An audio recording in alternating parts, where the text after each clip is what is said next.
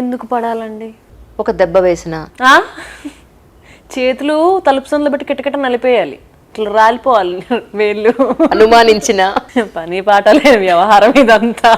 So ఎందుకు అనేది అంటే నేను అన్నాను, అది ఇన్నాళ్ళు భరిచ్చే కదండి ఉన్నారు, అక్కడి నుంచే రెవల్యూషన్ వచ్చిందని ఎందుకు అనుకోకూడదు మనం?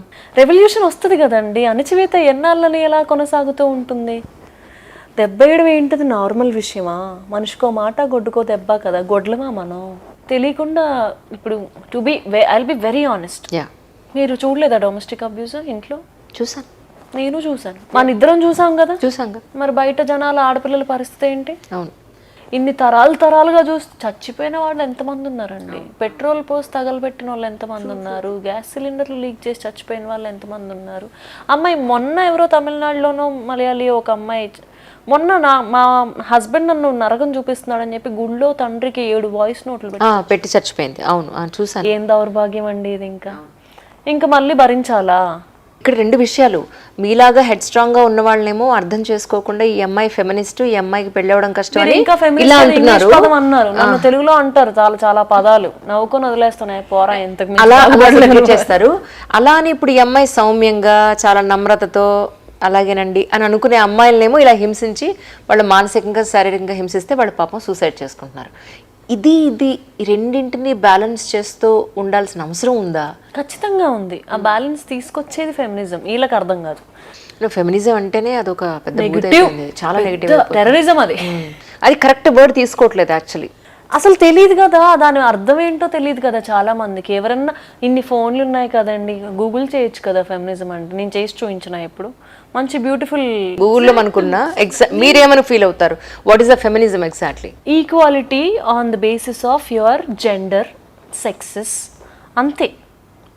అది కూడా సెక్షువాలిటీని ఇంక్లూడ్ చేసుకున్న మూవ్మెంట్ కూడా ఇప్పుడు నడుస్తుంది, 4th వేవ్ ఐ గెస్. ఇప్పుడు సొసైటీలో కొంతమంది అడిగే అవకాశం ఉంది ఈక్వాలిటీ అన్న పాయింట్లో. అబ్బాయిలు ఇంతకుముందు సిగరెట్లు తాగేవాళ్ళు ఇప్పుడు అమ్మాయిలు తాగుతున్నారు, అప్పుడు తాగేవాళ్ళు అబ్బాయిలు ఆల్కహాల్, ఇప్పుడు అమ్మాయిలు ఆల్కహాల్ తాగుతున్నారు. ఇప్పుడు 10 మంది అమ్మాయిలతో తిరిగారు, ఇప్పుడు అమ్మాయిలు కూడా అబ్బాయిలతో 10 మందితో తిరుగుతున్నారు. సో ఇదేనా ఈక్వాలిటీ అంటే అని అడిగే సమాజానికి మీరేం చెప్తారు? అది అమ్మాయి తిరిగినా తప్పే, అబ్బాయి తిరిగినా అబ్సల్యూట్. అమ్మాయి తాగినా లివర్ పోయిద్ది, అబ్బాయి తాగినా లివర్ పోయిద్ది. అబ్బాయి కొట్టిన అదేంటిది లంగ్స్ పోతాయి, ఎవరికైనా అంతే కదా. దిక్కుమాలిన ఈక్వాలిటీ ఇక్కడ ఎందుకు కావాల్సింది? ఇక్కడ కాదు కదా. ఉద్యోగంలో ఎంత స్టాటిస్టికల్లీ ఆపర్చునిటీ దొరుకుతుంది, నాకెంత దొరుకుతుంది అని కదా నేను ఆలోచించాల్సింది. నీకు లేబర్ లో ఎంత వేజెస్ ఇస్తున్నారు, నాకు సమానంగా గంటలు కష్టపడితే నాకెన్ని డబ్బులు ఇస్తున్నారు అని కదా. నీకు ఎగ్జామ్ లో ఏ కోటా ఉంది, నాకే కోటా ఉంది. ఇప్పుడు ఆఫీస్ లో 2-3 ఎవరన్నా లీడ్లు ఉంటే అంతే సమానంగా 2-3 ఆడపిల్లలు లీడ్లు ఉంటున్నారా అని కదా నేను చూడాల్సింది. ఈ ఎవరు తెలుసా ఈ మాటలు మాట్లాడేది? అంతా ఒక బ్యాచ్ ఉంటుంది. ఇదే నడుం చూపించుకుంటూ ఇదే బొడ్డు చూపించుకుంటూ అబ్బాయిలు డ్రెస్లు వేసుకుంటే నవ్వుతారా? No problem. నవ్వుతారా? నవ్వరా? రోడ్డు మీద ఎవరు నవ్వేది? మళ్ళీ ఆ సమాజమే. అదే సమాజం నవ్వుతుంది, వాడిని చూడాలని అనిపించదు. బట్ అమ్మాయి వేసుకుని వెళ్ళినప్పుడు 10 మంది చూపుని అట్రాక్ట్ చేస్తున్నది వీళ్ళ బాధ. అలా ఎందుకు కండిషన్ చేయబడ్డాము? ఎన్నాళ్ళుగా కండిషన్ చేయబడ్డాము? ఎన్ని తరాలుగా మనం అలా మనం బేసికల్లీ మన చూపులకి లింగాన్ని అంటించుకొని తిరుగుతున్నాం. స్త్రీలింగమా పులింగమా అని ఇట్లా వెతుక్కొని, ఓకే మగాడు చేస్తాడు, నాకేం పెద్ద పడదు. షిట్ అమ్మాయి చేస్తుంది, ఐ హ్యావ్ ప్రాబ్లం. నీకెందుకు రా ప్రాబ్లం? నువ్వు ఎవరు అసలు?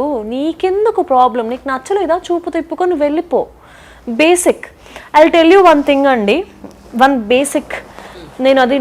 I'm still trying to figure out sentences. ఇప్పుడు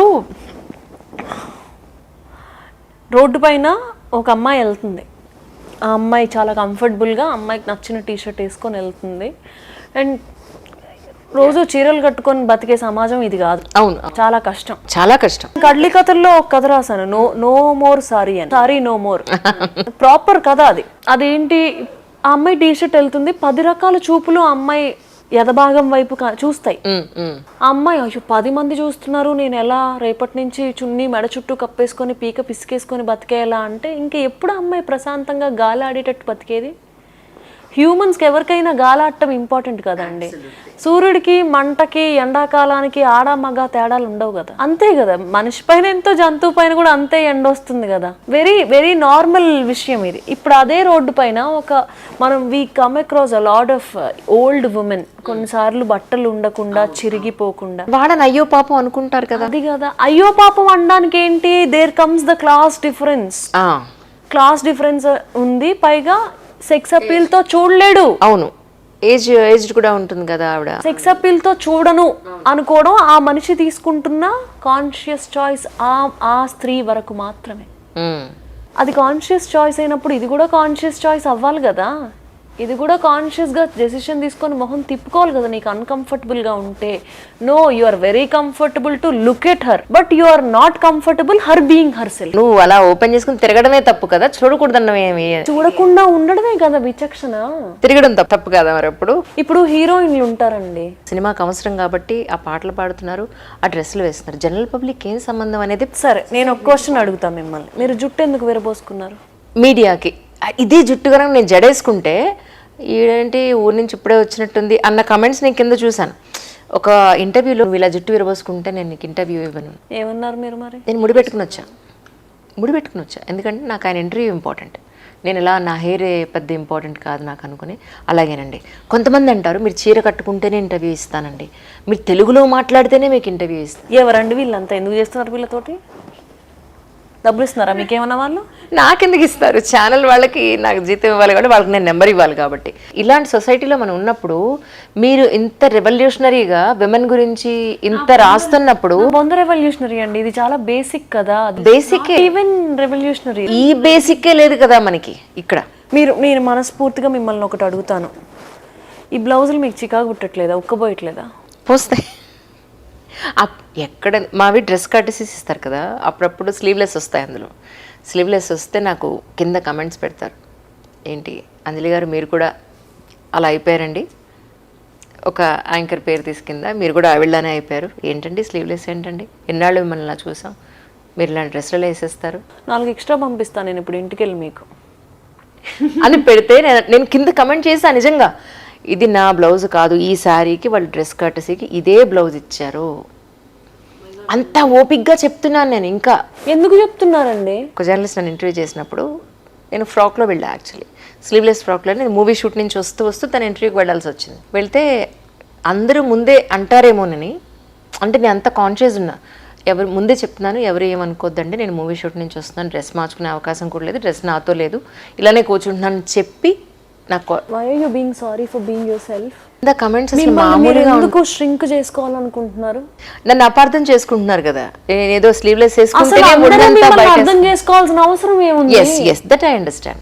అపార్థం చేసుకునేవాడు ఎలాగైనా చేసుకుంటాడు. అసలు గడప దాటి వచ్చారా మీరు? అంత సీన్ ఉందా మీకు రావడానికి? ఎందుకు ఇంటర్వ్యూలు చేస్తున్నారు ఇంటి పట్టున ఉండకుండా?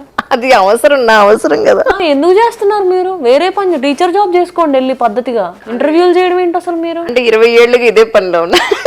20 ఏళ్ల క్రితమే మరి టీచర్ జాబో, వంటగదిలో వంటనో, ఫుడ్ డెలివరీయో ఏదో చేసుకోండి, నలుగురికి కనిపించుకోండి. ఎంత ధైర్యం వస్తే వస్తారు మీరు బయటకి ఇట్లా. Correct, absolutely correct. మరి వాడిని లెక్క చేయలే కదా ఆ రోజున, చేయలేదు. మరి ఈ రోజున వీడిని కూడా లెక్క చేయకూడదు కదా. చేయకూడదు. నాలాంటి వాళ్ళు చాలా మంది ఉన్నారు ఇలాగా. అమ్మో ఏమనుకుంటారో. అదే అండి, ఇప్పుడు నాకు తెలియకుండా నేను కూడా I believe in this thing, dressing up for myself is an expression of life.